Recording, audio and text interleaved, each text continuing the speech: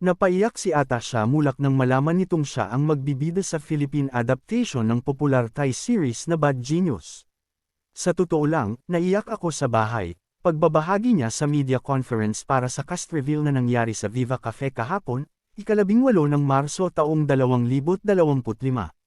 When I found out, parang surreal moment. And syempre naman, super grateful ako. Kasi this is such a big opportunity and this is my first. And I am so honored to do such a great project with a great team. I am very excited. Of course, I am nervous kasi ito po yung first lead na project. Pero in terms of the work itself, when I first read about it, I already knew that accepting it, I'm going to give my 100%. Wala po akong expectation kung what the result's gonna be, but as long as I can promise myself that I give my 100%, then I will be super happy with that.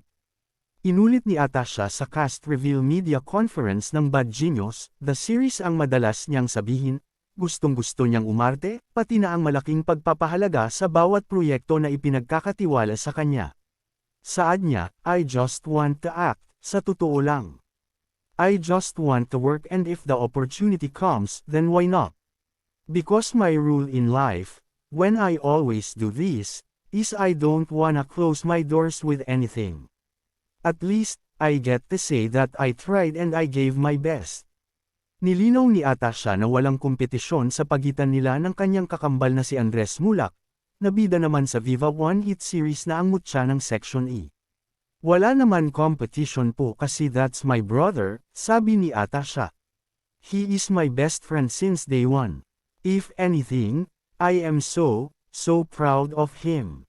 And I am so happy for him with how he's doing with Mutya and the whole cast of Mutya ng Section E, a big congratulations to them. And I always tell them that. So in terms of competition or pressure when it comes to my family, wala pong ganoon, wala. Support lang, support and love. Ang mga magulang nina Atasha at Andres na sina Aga Mulak at Charlene Gonzalez ay maligayang maligaya para sa magagandang nangyayari sa mga showbiz career ng kanilang mga anak. Sa pamamagitan ng isang Instagram post matapos ang cast reveal ng Bad Genius, the series, ibinahagi ni Aga sa publiko ang kaligayahang kanyang nararamdaman para sa kambal na anak. Saad niya, what more can I ask for? My dear Atasha, I am so happy for both you and your brother. Makes me really tender. Maraming salamat mahal na Panginoon.